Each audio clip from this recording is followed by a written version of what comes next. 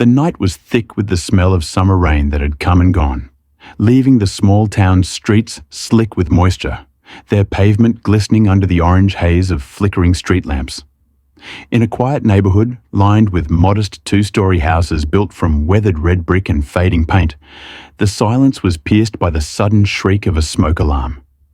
Inside one of the homes, an aging but sturdy residence belonging to the Parker family, the air was rapidly filling with smoke that curled along the ceiling like dark fingers reaching for breath. The fire had started small, likely from a frayed wire tucked behind an old refrigerator, but in the way of flames, it grew hungrier by the second, seizing curtains, gnawing at wood, and racing upward toward the bedrooms where the family slept. At the heart of this unfolding nightmare was Max, a golden retriever of 8 years whose thick, honey-colored fur gleamed even under dim light. Max was large but lean, with intelligent eyes that always seemed to read more than what was visible, and a temperament both gentle and loyal.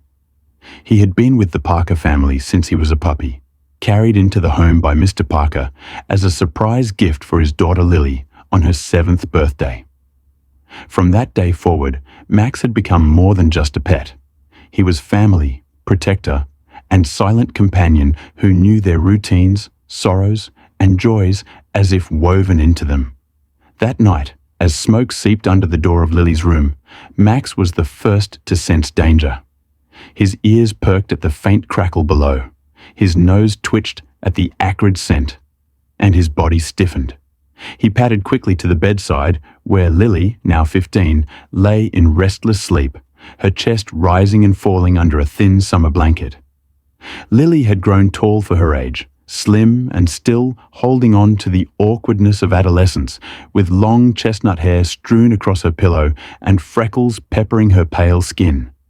She was the dreamer of the family, shy but imaginative, a girl who often confided secrets into Max's fur rather than to her classmates at school. Max nudged her shoulder urgently, whining low until her eyes fluttered open. At first, she smiled in groggy affection, but then the smell hit her, and her body jolted awake with terror. "Dad! Mom!" she screamed, bolting upright. The Parkers scrambled into chaos.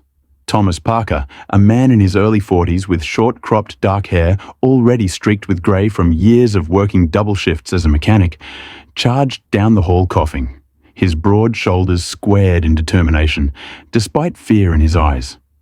His wife, Grace, petite and graceful with blonde hair tied hastily back, stumbled out of their bedroom clutching a family photo album to her chest as if instinct told her to save memory above possession.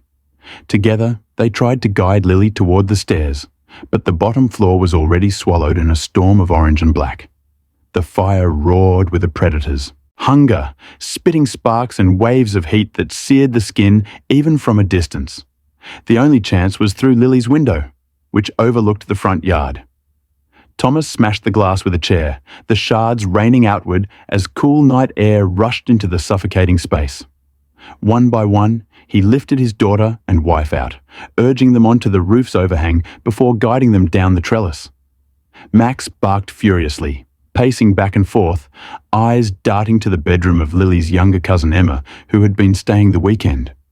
Emma was 8, with curly brown hair and a mischievous grin that could melt even the hardest heart, though tonight her small body lay limp with sleep, unaware of the inferno creeping closer. Max lunged toward Emma's door, pawing desperately, but the heat intensified and smoke pressed like a solid wall. Thomas shouted over the roar, "Max, come on, boy!" His voice cracked with desperation. Grace screamed, urging him to jump out with them. Lily cried out, "Emma!" Emma's still inside. But in the frantic seconds that followed, Thomas made a fateful choice. He pulled his daughter and wife farther into the yard, coughing violently, unable to risk himself to go back in. Flames licked higher, a furious dragon consuming everything. Max hesitated, torn between instinct to obey and instinct to protect. Then, with a heart-wrenching howl, he disappeared into the smoke. Outside, neighbors gathered in nightclothes, some clutching phones as sirens wailed in the distance. The Parkers screamed Emma's name, their voices raw with helplessness. The fire department arrived minutes later, though to Thomas, Grace, and Lily, those minutes felt like lifetimes. The firefighters, armored in heavy gear, rushed in, axes swinging, hoses blasting torrents of water that hissed against the beast of flame. Captain James O'Connor, a seasoned firefighter in his 50s with a weathered face, trimmed grey moustache, and eyes that carried both authority and compassion, commanded his team with calm efficiency. Tall, broad, and steady, O'Connor was the kind of man who never faltered in crisis, his voice booming commands that cut through chaos. He had seen many families broken by fire, but tonight something struck differently. The desperate cries of a young girl for her cousin still trapped within made his chest tighten in a way he hadn't felt in years. The crew battled valiantly, but the house groaned with structural weakness. Windows burst, beams cracked, and smoke billowed thick enough to blind. They scoured the second floor, calling Emma's name, but the child was nowhere in sight. They withdrew as the building threatened collapse, and with grim eyes, O'Connor told the family the words they dreaded. "We couldn't find her." "It's not safe to go back in." Grace collapsed into Thomas's arms, wailing, while Lily clung to him, her face streaked with soot and tears. Neighbours whispered, heads bowed in mourning for a child not yet gone, but swallowed by fire's merciless hunger. Max did not return that night. When dawn broke, the house was nothing more than blackened skeleton walls smouldering with smoke, a ruin of memories and loss. The Parkers were taken to a shelter, their bodies trembling with exhaustion and grief. Officials recorded Emma as missing, presumed dead. The family mourned not only her, but also Max, who had vanished into the flames and did not emerge. In their hearts, they believed he had perished with her, sacrificing himself as the loyal guardian he had always been. Yet fate had other plans. In the days that followed, rumours spread of a golden retriever seen wandering the outskirts of town, fur singed but spirit unbroken. Some claimed they had heard barking near the ruins at night, as if calling out to the family that once was. The Parkers dismissed it as wishful thinking, their pain too heavy to allow hope. But across town, Captain O'Connor sat in his office reviewing reports. Something gnawed at him. The dog's absence, the child's missing body, the uneasy sense of incompletion. O'Connor had learned long ago to trust instincts, and something in his gut told him the story was not finished. What he did not yet know was that Max had survived, and that his journey was only beginning. For within the ashes and smoke, hidden where no human eyes had searched, Emma still clung to life, and only Max knew where she was. Morning bled into afternoon, and then into an anxious, bruised twilight on the third day after the fire, and in the town's small firehouse, a squat concrete building painted a tired red. Captain James O'Connor finished jotting a line in his incident log when the station's side door scraped open and a shape slipped in like a shadow that suddenly remembered itself. It was Max, the golden retriever the Parkers had believed lost. Older fur now singed in feathered ridges along his shoulders, eyes bloodshot from smoke, but still lucid, still pulsing with a stubborn intelligence that had kept him alive through nights of ash and hush. He patted on cracked paw pads across the scuffed linoleum and stopped at the threshold of the watch desk, tail low but thumping once, twice, a quiet announcement of a survivor who refused to surrender. And when O'Connor looked up, weathered face creasing beneath his grey moustache, tired eyes sharpening with a hunter's focus, the dog fixed him with a look so intent it felt like a hand gripping a sleeve. "Well, I'll be," the captain said, voice a low rasp that carried surprise and the barest spark of hope. He stood, tall and square-shouldered as ever, despite 53 years of gravity and grief, the creases at the corners of his eyes cutting deeper as he stepped toward Max with a slow, open palm. Max didn't flinch. He took a breath, chest rising against ribs that had gone a little too visible these last days. And then he turned his head toward the door and let out a sound that was not a bark, so much as a plea shaped like one, a throaty syllable of urgency. And he trotted 3 steps away, looked back, trotted 3 more, looked back again, as if spelling out the only word he could. Follow. Around them, the station stirred. Ben Alvarez, a rookie firefighter of 24 with close-cropped black hair, clean-shaven jaw, and a spring-loaded energy that sometimes outran his caution, set down his mug so quickly coffee sloshed onto his knuckles and hissed, "Cap, that's the Parker dog," while beside him, Cara Whitfield, a paramedic in her early 30s whose tall, rangy frame moved with purposeful grace, her auburn hair twisted into a no-nonsense bun, and her freckled cheeks still flushed from a training drill, grabbed a trauma bag out of reflex and said, "Look at his paws. He's been out there."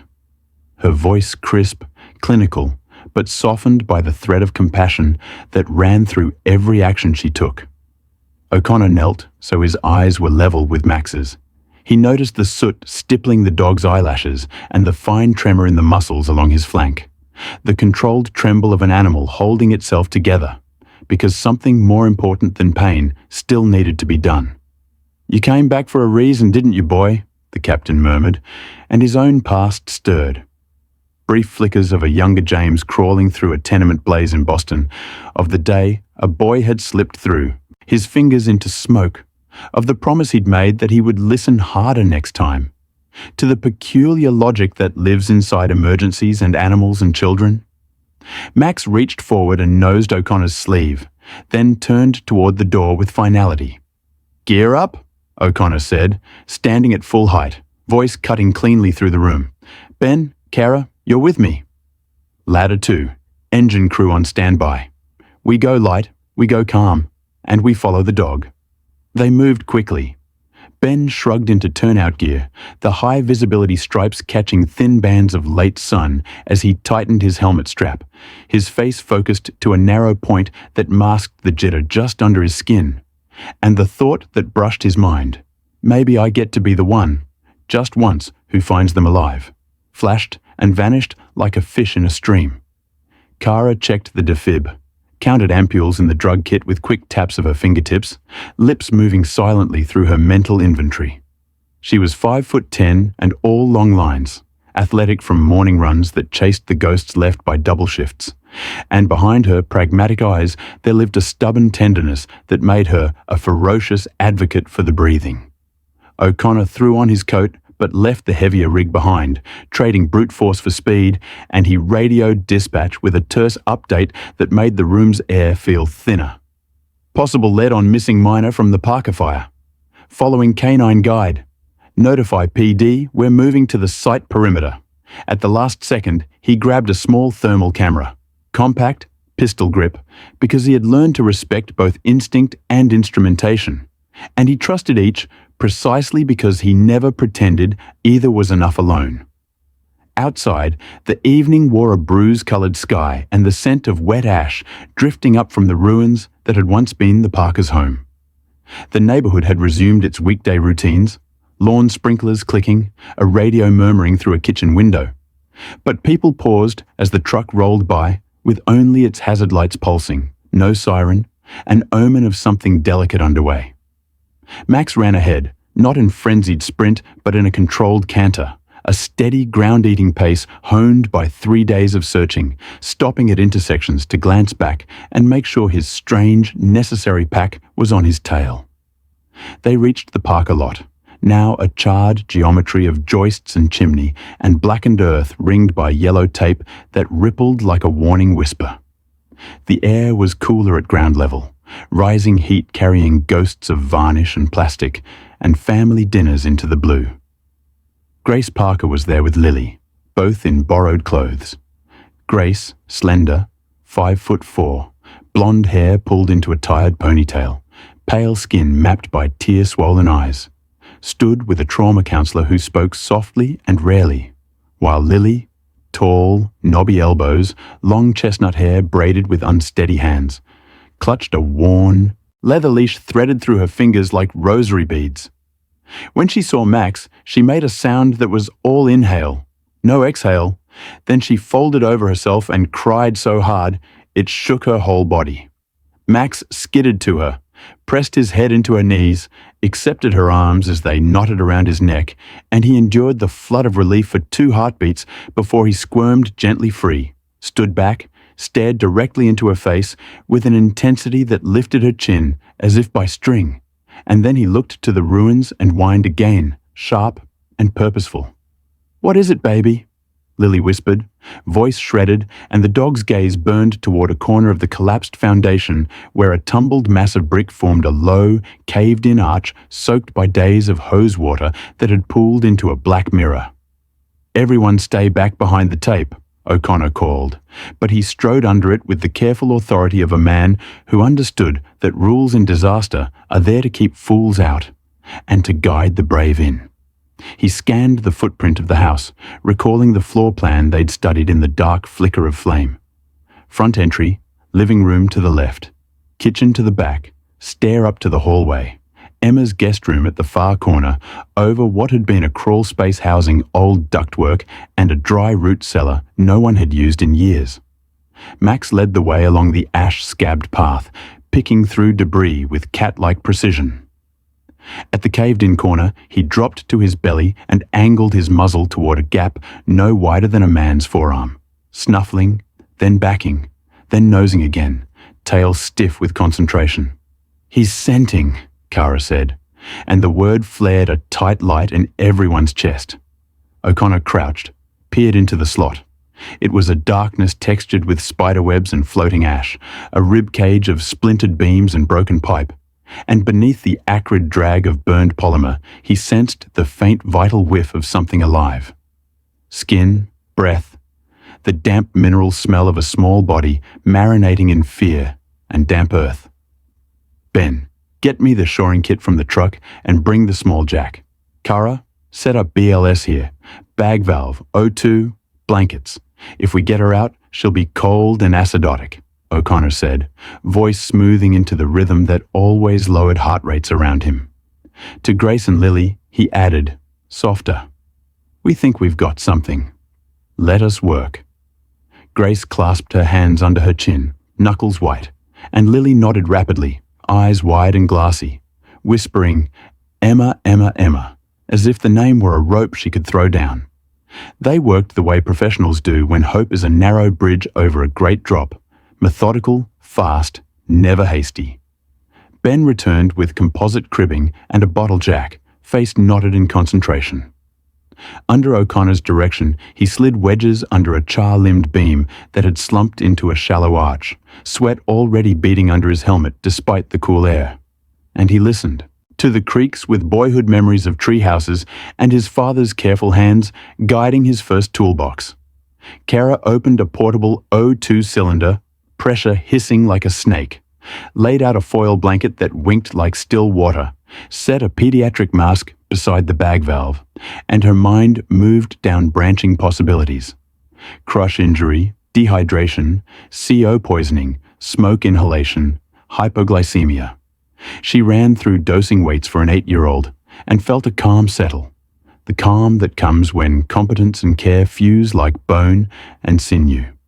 O'Connor slid the thermal camera's lens to the hole, his gloved hands steady as stone. Grey and black resolved into ghostly contours on the small screen, a palette of cold. He panned slowly and almost missed it, the tiniest plume of warmth wavering in the corner like a candle sigh. Then a fraction of brighter grey that could be a curled hand. "There," he said, and 3 hearts kicked in unison. "Alive!" Kara whispered, and Ben couldn't help the feral grin that cut through soot. "Okay," O'Connor said, mind sketching the sequence to carve an exit without collapsing the world.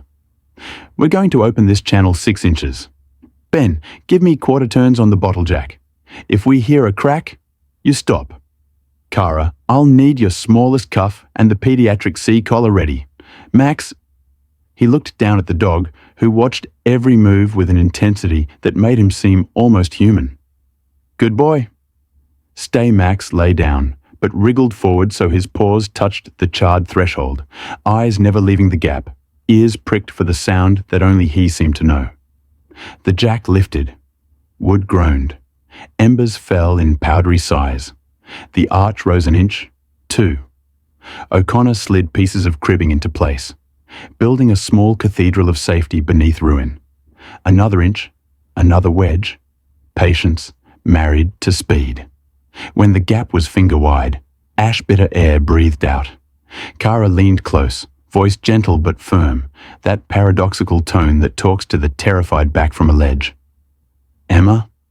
Sweetheart, my name is Kara. We're here to help you. If you can hear me, squeeze your eyes or make a sound." For a moment there was only the hush of distant traffic and the thin whir of the O2 regulator. Then, from the dark, a sound like a mouse's hiccup, the smallest sob. Lily folded at the waist, hands to her mouth, hope detonating painfully inside her. Grace clutched her shoulders, whispering, "Thank you, God, thank you." "Good girl, Emma," Kara said, voice steady. "We're going to make a small door and pull you out. It might be loud. You're safe. Can you wiggle your fingers toward the light?" O'Connor fed his hand into the gap, skin rasping soot. He felt cool, damp earth and then the faint brush of something soft. Fingers like bird bones, curling around his index. "Got you," he murmured, and the words were for her, and for himself, and for the boy he hadn't saved all those years ago. Ben widened the opening another half inch, then another. O'Connor eased in a collapsible rescue saw and kissed away slivers of wood with motions so subtle they seemed like breathing. When a beam shifted with a stomach-dropping pop, he froze, eyes calculating load transfer, then nodded minutely and continued. Max whined once, low and urgent, and O'Connor answered without looking. "It's okay, partner. We're bringing her home." The final wedge slid, the arch held. Now the opening was barely shoulder-wide for a slim adult, but enough for a child. Kara slid flat on her chest, long arms snaking in with the pediatric C-collar. Her fingertips grazed a small jaw, sticky with soot. She palpated gently for deformity. None. Fixed the collar with practiced clicks. Then she found an arm and slid a soft cuff up, counted a whisper of a pulse. Thready, but there, quick as a bird's wing. Pulse present. "Breathing shallow," she reported, already turning the bag valve in her mind like a key in a lock. "Okay, Emma," O'Connor said, voice quiet as rain. "I'm going to pull you toward the light. You'll feel hands. That's us." He reached deeper, found fabric, found a small shoulder, and the child shifted, whimpering. The sound so small and brave it cracked something tender in every adult within earshot. With Kara guiding and Ben stabilizing the makeshift shoring with his palms, O'Connor drew her out inch by inch, a miracle extruded through rubble. First, a soot-blackened sleeve, then a small hand that clamped onto his wrist with desperate strength. Then a cheek streaked with ash and one open eye staring like a storm-held moon. And when finally her shoulders cleared the threshold, Kara slid the foil blanket beneath, and O'Connor lifted, careful of spine, and the world breathed as one when Emma Parker, 8 years old, curly brown hair matted to her scalp, lips grey-blue from hypoxia, freckles smudged into constellations, emerged into the evening air and cried a dry, broken sound that felt like dawn. Lily screamed her name and took an involuntary step forward, checked only by Kara's calm, firm palm. "Give us 30 seconds, the medic said, and the authority in her voice turned the chaos into choreography. She fitted the pediatric mask over Emma's mouth and nose, gentle seal, squeezed the bag valve, watched the chest rise, counted, squeezed again, monitored the color return in the lips, that small miracle of pink that looks like spring after late snow. O'Connor swept the thermal camera once more over the cavity, confirming there were no other heat signatures, then knelt to meet Emma's eyes, which fluttered open in a flinch and then fixed on him with animal wariness. "You're safe," he said, and he meant it with a weight that felt like a vow hammered into iron. "Your cousin is here. Your aunt and uncle are here. You did so good, kiddo." Emma's gaze drifted past him and found Max, who had crept forward to the very edge. At Kara's nod, he lay, sphinx still, tail ticking once, twice, eyes hot with a joy so explosive, yet contained it looked like prayer. "Max?"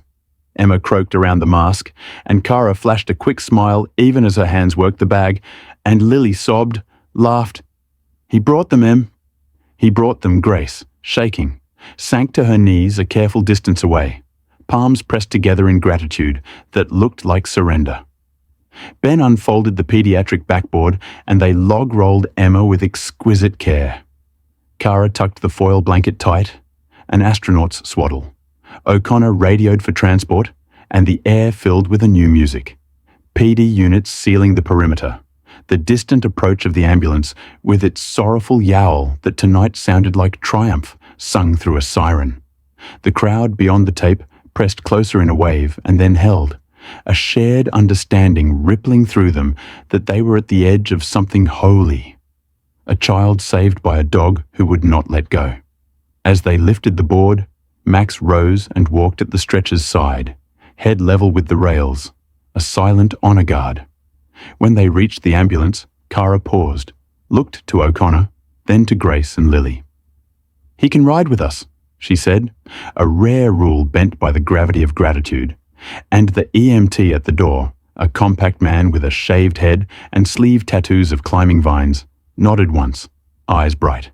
Grace touched Kara's forearm, whispering, "Thank you," and in Grace's soft, trembling voice lived all the dinners, birthdays, and mornings that might yet happen. O'Connor stepped back, letting the medics work, feeling the familiar cocktail of exhaustion and relief stirring in his veins like a tide turning. He looked at Ben, whose eyes were wet and shameless, and clapped his shoulder with a father's pride. "You did good, kid," he said, and Ben swallowed a grin, because inside he felt 12 and invincible. Before the doors shut, Emma's hand groped weakly in the air, and Lily, with Kara's nod, leaned in so their fingers could touch.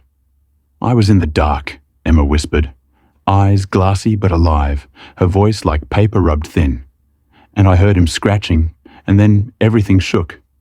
And then I waited because Max said so with his eyes." The sentence made no logical sense and perfect sense all at once. And O'Connor felt the favorite paradox of his trade. The way courage moves through the world, in forms that defy tidy explanation. The doors thumped closed, the ambulance pulled away, red lights painting the street like heartbeat. The crowd exhaled, the tape fluttered like a sigh, and Max remained standing in the vacated halo of taillights, head lifted to catch the last echo of Emma's voice, tail now wagging slow, satisfied arcs that spelled relief. O'Connor crouched to rub the dog's singed ruff. The fur under his palm was rough, the skin hot, and the dog leaned into the touch with the weary abandon of a soldier returning from the line. "You held the line for her," the captain said, and though he was not a religious man, he felt something like benediction travel from his hand into the animal and back again.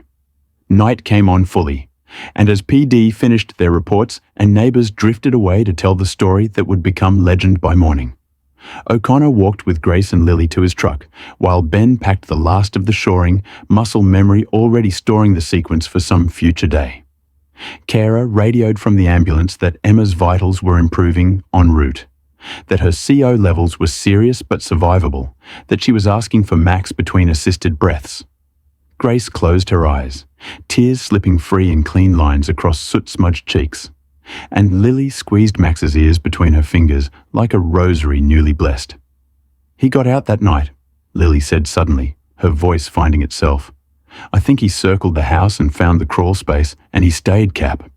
He stayed right there with her, and when he couldn't get her out, he came for you." O'Connor looked at the ruins, at the small cathedral of cribbing they'd left like a sculpture dedicated to a stubborn, brave idea. He considered the arc of the last 3 days and felt time warp into a single held breath. "He did what we all hoped we would do," he said quietly. "He didn't let go." As they drove to the hospital, Max sat upright on the seat between Lily and Grace. Weight pressed lightly to both of them so that no one drifted, and his eyes stayed forward, not because he was done, but because he knew the next room would smell of antiseptic and fear, and his girl would need him to lower her heart rate the way only he could. Behind them, the Parker house whispered steam into the stars, and in front of them, under the sodium lamps of the emergency bay, a set of automatic doors waited to open on the rest of the story. The hospital smelled of antiseptic and faintly of coffee that had gone stale in vending machines. But to the Parkers that evening, it felt like a cathedral where miracles were possible. Emma lay in a pediatric bed, her small body cocooned in warm blankets. A nasal cannula feeding oxygen into her lungs with a soft hiss. Her skin, once ashen, had gained a faint blush of returning circulation, and her chest rose with steadier rhythm. Monitors blinked softly, numbers marching upward towards safety. Grace sat at her bedside, shoulders hunched, fingers clasping her niece's hand, as though physical contact alone could tether the child to life. Lily sat nearby, knees drawn to her chest, her long hair falling like a curtain, as she whispered secrets into Max's ear, secrets of guilt and relief, of prayers she hadn't known she knew.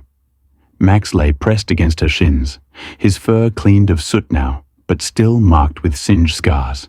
His eyes half closed, yet watchful. The heavy weight of exhaustion in his body unable to outweigh the vigilance that had kept Emma alive.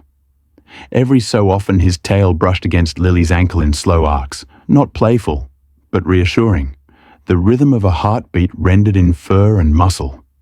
Captain O'Connor stood a respectful distance away, near the door, his tall frame casting a long shadow across sterile tiles. His face, weathered from decades of heat and loss, carried a quiet gravity that made the room feel steadier, as though his mere presence could hold chaos at bay. He watched Emma breathe, watched Grace's tears slip silently, and thought about the boy he hadn't saved all those years ago in Boston. For the first time since that day, the crushing weight of failure eased ever so slightly, replaced with something humbler but stronger. The knowledge that sometimes the past was healed, not by erasure, but by proving oneself again, by choosing differently when given another chance. The door opened and Dr. Annika Shah entered, a woman in her early 40s with almond-toned skin, sharp black hair cut into a sleek bob, and eyes like polished obsidian that seemed to see every detail at once. She was petite, only 5'3", but she moved with a brisk authority that made her feel taller, her navy blue scrubs neat despite hours of use. She had the manner of someone who balanced compassion with clinical precision, whose voice could soothe a child while commanding a team of interns without hesitation. She approached the bed, checked Emma's vitals, adjusted the cannula, and then turned to Grace. She's stable. Carbon monoxide levels are still high, but she's responding well to oxygen. We'll keep her here for monitoring and supportive care. She's a very strong girl, Grace exhaled, as if she had been holding her breath for days, clasping her niece's hand tighter. Lily whispered, "Thank you," to no one in particular, her voice cracking.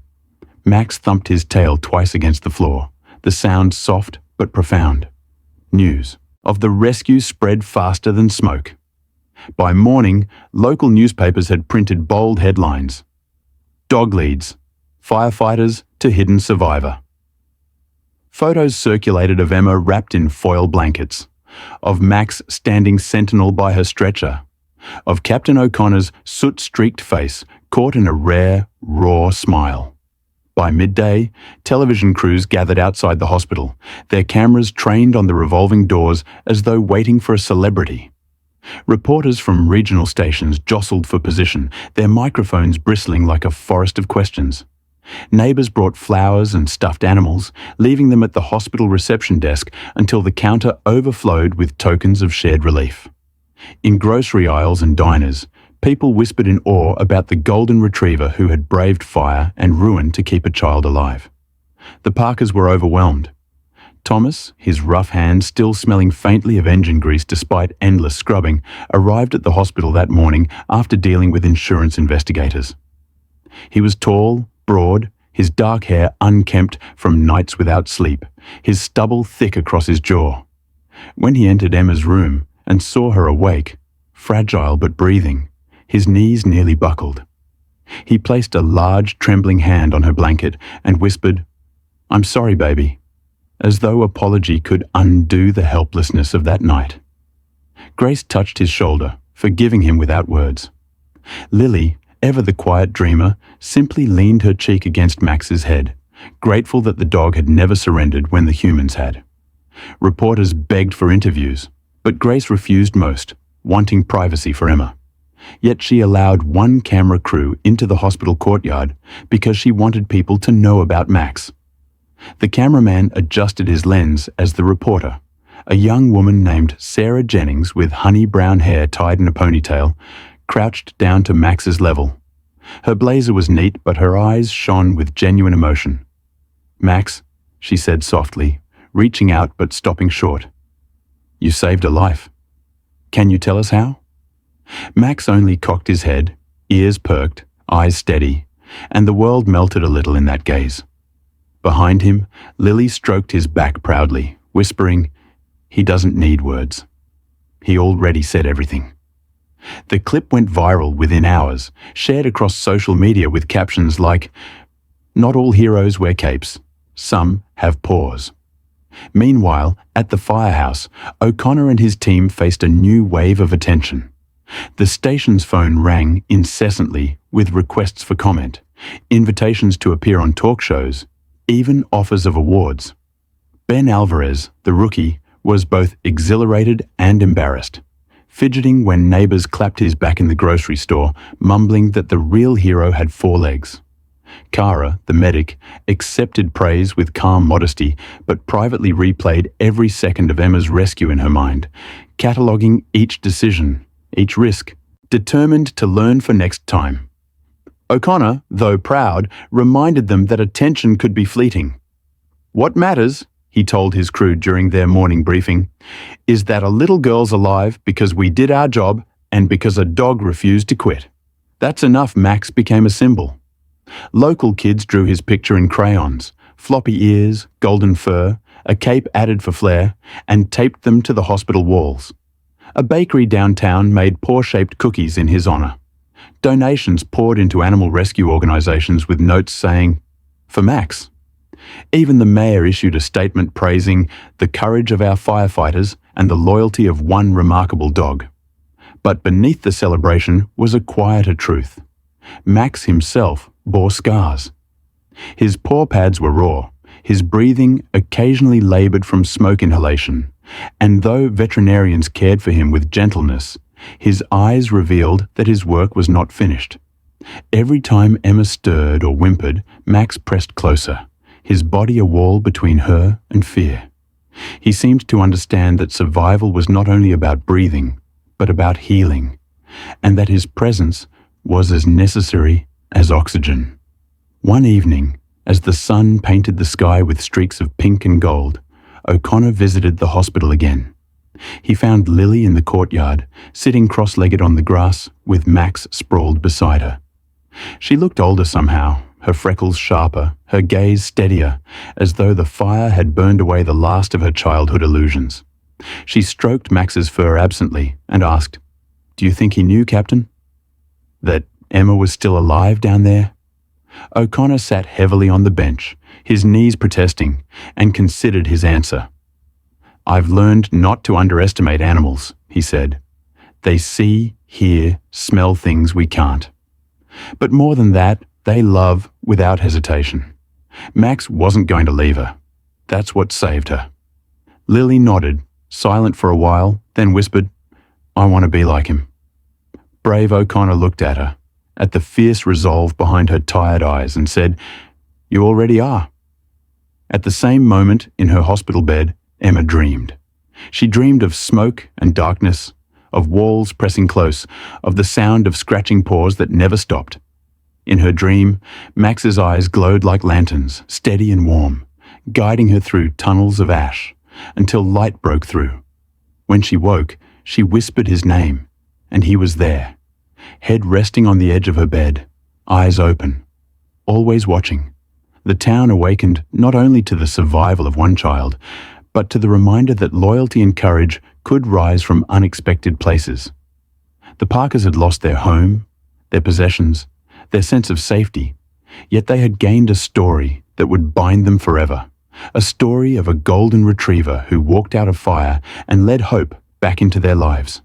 And though celebrations grew louder outside hospital walls, Inside, the Parker family carried a quieter, deeper gratitude that no headline could capture.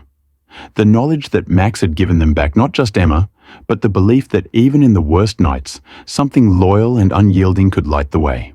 The hospital room was quieter now, days having stretched into a fragile routine where Emma's breathing grew stronger, her cheeks returned to a healthier pink, and her laughter began to echo faintly again like a bird's song returning after a storm. Grace kept vigil with the devotion of a mother. Lily carried homework to the room but rarely opened her books, and Thomas came every evening after his long shifts at the repair shop, his face weary yet softened by gratitude. Through it all, Max remained the sentinel, his body stretched beside Emma's bed, eyes opening at every cough, ears pricking at every sigh, tail brushing comfort against whoever sat nearest. Nurses smiled when they saw him, even those strict about rules, because they recognized that his presence was as medicinal as any IV drip. Dr. Shah herself made an exception, allowing him to stay in the room, remarking quietly that healing sometimes required loyalty more than medicine. Yet even as Emma grew stronger, shadows lingered.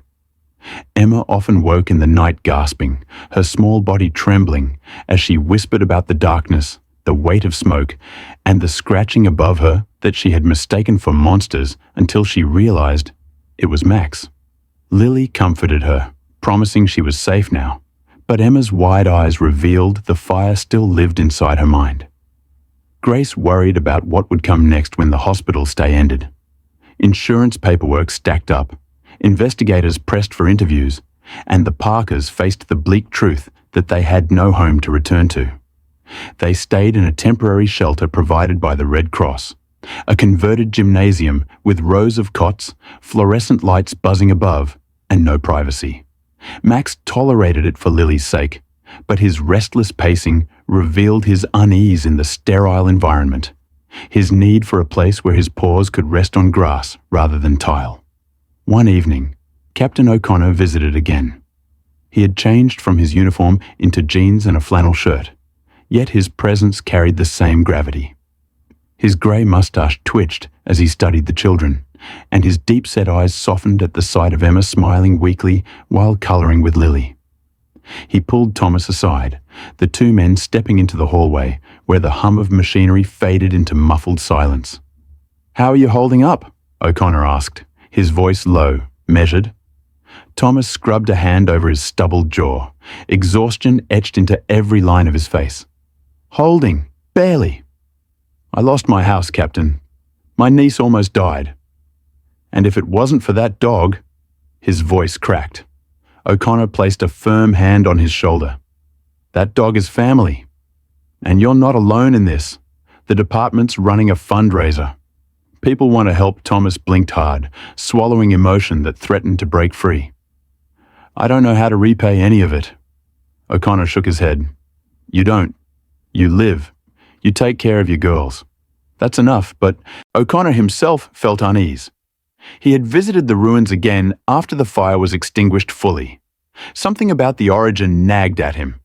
Official reports listed faulty wiring, but as he crouched among charred beams, he had noticed burn patterns inconsistent with a single ignition source. He wasn't an arson investigator, but decades of experience had trained his eyes. He saw streaks of accelerant, unnatural symmetry in how the fire had climbed. He didn't mention it to the family yet. Grief was enough to bear, but he carried the suspicion quietly, like a coal glowing beneath ash. If the fire had been more than accident, if it had been set deliberately, then Emma's survival carried even heavier weight, and Max's persistence was not only heroic, but providential. Meanwhile, the town continued to lionize Max. Schools invited the Parkers to bring him for assemblies, where children crowded around to pet him and listen to Emma recount how he had scratched above her until she found hope. The mayor declared a Max Day with a parade through Main Street, where the golden retriever walked proudly beside the fire truck, his fur brushed until it shone, his steps steady, as though he understood he carried the gratitude of an entire community. Children wore paper firefighter hats, and local bands played brass anthems. The Parkers smiled for cameras, though their smiles were tinged with fatigue. Lily clung to Max's leash, feeling taller with him at her side, while Emma waved shyly from Grace's arms, overwhelmed by attention, but proud of her survival. At the firehouse, however, O'Connor convened his crew privately. Ben leaned against the lockers, arms crossed tightly, his youthful face hardened by responsibility. Kara perched on a bench, her auburn hair loose now, her eyes thoughtful. "I don't think that blaze was just faulty wiring," O'Connor said bluntly. "Too many patterns don't add up." Ben frowned. "You think someone set it?" "Who'd target the Parkers?" Kara's lips tightened. "Arson means motive. Motive means someone had something to gain from their loss." Silence settled. O'Connor sighed heavily. "I'm not saying we've got proof, but I want us to stay sharp. The family's vulnerable right now. If something's bigger at play, Max may have done more than save Emma. He may have uncovered something we weren't meant to see." That night, Max grew restless. At the shelter, long after lights out, he lifted his head and pricked his ears toward the exit. Lily stirred beside him. "What is it, boy?" she whispered, stroking his fur.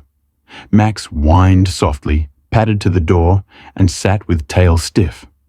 He sensed something beyond human hearing, a presence, a shift in air, perhaps footsteps in the distance. Lily followed his gaze into darkness outside, unease curling in her belly. She trusted Max's instincts absolutely now. Whatever shadows still lingered beneath the ashes of their home, she knew he would be the first to sense them. The town believed the story was over. Fire, survival, miracle. But Max knew different. His amber eyes gleamed with vigilance as he kept watch, and in those eyes lay a warning. The fire had been only the beginning. The shelter gymnasium echoed with the hum of fluorescent lights and the distant rhythm of footsteps across polished floors. But for the Parkers, sleep had become fragile, broken by nightmares that came and went like passing storms. Emma still startled awake at odd hours, clutching her blanket, whispering of smoke and darkness. Grace soothed her with lullabies sung in a trembling voice, while Lily whispered stories about a world where fires never came, where dogs had wings, and where homes stood eternal. Max, however, remained ever alert, his ears flicking at every unfamiliar sound, his nose twitching at scents the family could not perceive. He slept in snatches, always on the cool floor beside their cots, his body coiled and ready as though he knew the danger was not yet gone. One night, long past midnight, Max stirred. His nose twitched at a faint odor that pricked his instincts. Sharp, chemical, different from the comforting sense of his family. He rose silently, padded to the shelter's door, and stood tense, tail low, hackles faintly raised. Lily awoke and sat up, rubbing her eyes. "What is it, Max?" she whispered, but the dog only growled softly, the sound low and controlled. Outside, the night lay still, yet a shadow moved across the street, a figure pausing just long enough to light a cigarette before slipping into darkness again. Lily shivered. She didn't tell her mother, fearing it might be imagination, but Max didn't forget. The next morning, Captain O'Connor visited with news. He carried a folder of photographs, his expression grave. He gathered Thomas, Grace, and even Lily, who he had learned was perceptive beyond her years, into a quiet corner of the shelter. "I didn't want to burden you while Emma was still in recovery," O'Connor began, his voice steady yet solemn. "But the fire's cause, it doesn't look accidental. The official report still says wiring. I've seen wiring fires, dozens of them. This was different, too fast, too even, too deliberate." Grace gasped, clutching her niece closer. Thomas's fists clenched at his sides. "Are you saying someone set my house on fire?" With Emma inside? His voice cracked into anger. O'Connor nodded grimly. "I don't have proof yet, but I've sent samples of debris to the lab. Accelerants, if found, will confirm it." Lily's eyes widened. "But who would do that to us? We don't have enemies." Her voice was sharp with innocence, a child's bewilderment at cruelty. O'Connor looked at Thomas. Have you had disputes recently? Financial trouble? Anyone who might benefit from your loss? Thomas exhaled heavily, dragging a hand through his graying hair. I've been behind on mortgage payments. The bank's been breathing down my neck, but they wouldn't... His voice faltered. And the garage, my shop, some competitors have been ruthless, but arson? He shook his head, yet doubt clouded his eyes. Grace whispered, whatever the reason, someone wanted to destroy us. She held Emma tighter, her voice breaking, and they almost succeeded. Max, lying at Lily's feet, lifted his head as though he understood.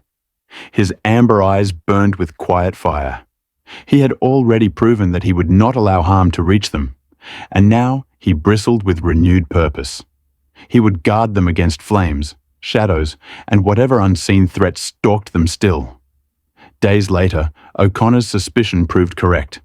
The lab confirmed traces of gasoline mixed with an accelerant. It was arson. The news hit the community like a thunderclap.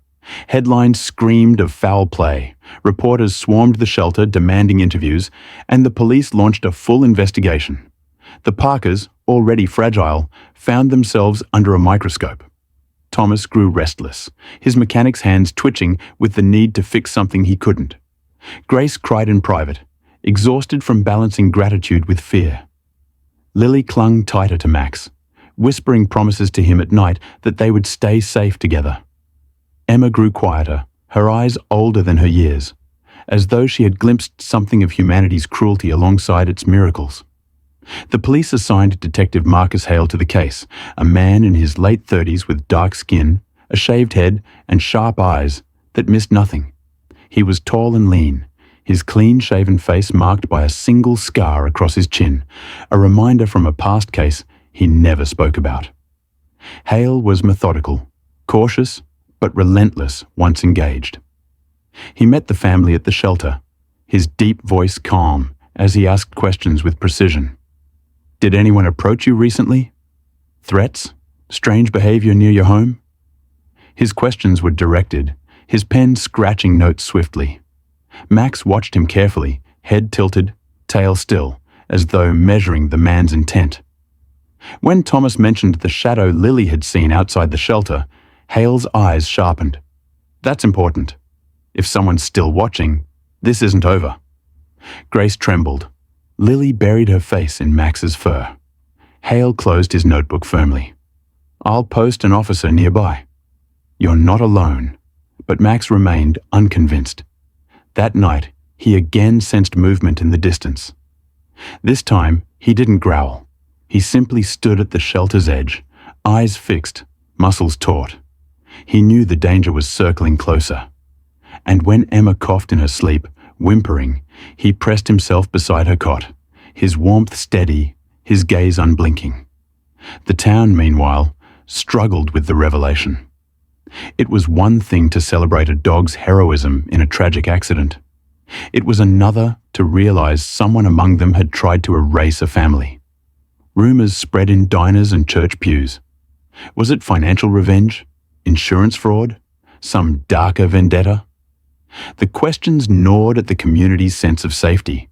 Yet through it all, the one constant figure was Max, appearing in newspaper, photos, walking solemnly beside Lily to school meetings, lying at Emma's bedside as she regained strength. He became more than a symbol of survival. He was now a guardian against the unknown, his loyalty a bulwark against fear. Captain O'Connor, too, grew restless. He replayed every detail of that night, every creak of collapsing timber, every cry of despair, every moment Max had guided them. He felt a growing conviction. Without the dog, Emma would have perished, and the truth of the fire might have remained buried forever.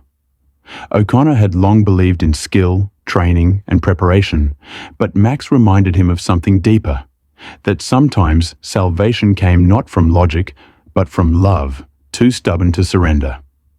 As the investigation deepened, Hale uncovered leads pointing toward a developer rumored to covet the Parker property for a new project. Evidence was circumstantial, but enough to suggest motive. Still, proof was elusive. And with each passing night, the shadow returned, pacing near the shelter, never close enough to confront, always close enough for Max to notice. It was clear now. The fire had been no accident. The battle was not over. And Max, who had carried Emma through darkness, would once again be called to protect his family. Not just from flames, but from the human hands that had tried to start them. The town awoke to unease, the revelation of arson having pierced the comfort of routine. Once, people had gathered outside the Parker home to mourn, and then to celebrate Emma's survival. But now they spoke in whispers of who could have wanted them destroyed, and why.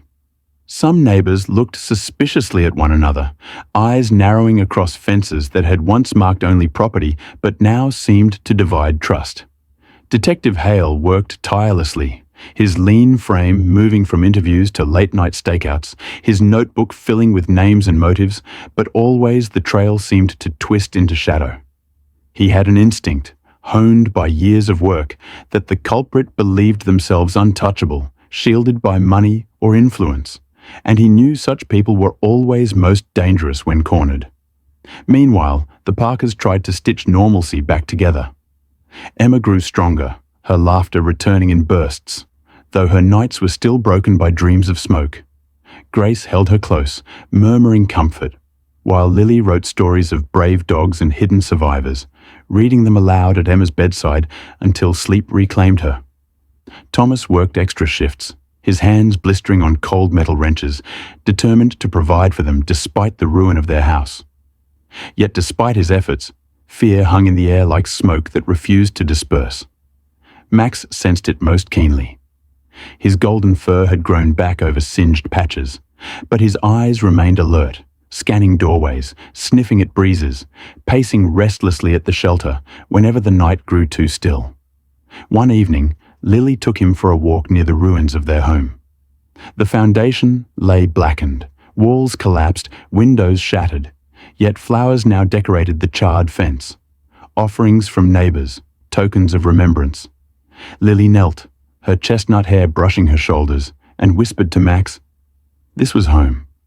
Do you think we'll ever feel safe again?" Max pressed his head against her side, tail flicking gently, and she smiled faintly. She didn't need words. His presence was answer enough. That night, shadows returned. While the family slept in the shelter, Max stirred. His ears pricked to faint footsteps outside, slower this time, deliberate. He rose silently, hackles raised, and padded toward the door. He growled low, the sound rumbling in his chest. Lily stirred awake instantly.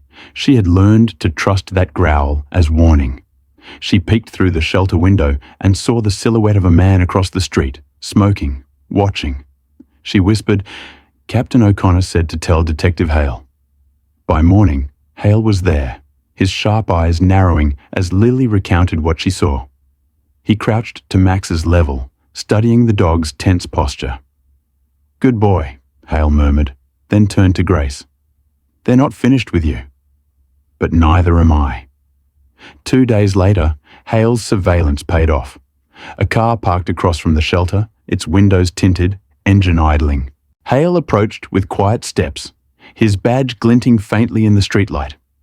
The driver, a man in a sleek grey suit, hair slicked back, face clean-shaven and sharp as a knife, rolled down the window with a smirk.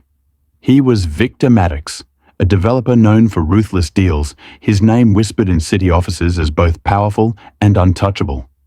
"Detective," Maddox said smoothly, voice oiled with arrogance. "Out for a stroll?" Hale leaned closer, his scar catching the light. "Out for the truth," he said evenly. "Funny thing. Gasoline traces don't lie. Neither do neighbors who saw your men around the Parker property last week." Maddox's smirk flickered, but quickly returned. "Careful, detective. Accusations without proof burn faster than houses." He rolled up his window and drove off, but Hale's eyes burned with certainty. He knew now. Maddox had motive, resources, and the arrogance of a man who believed himself above consequence. It was Max, however, who provided the missing link.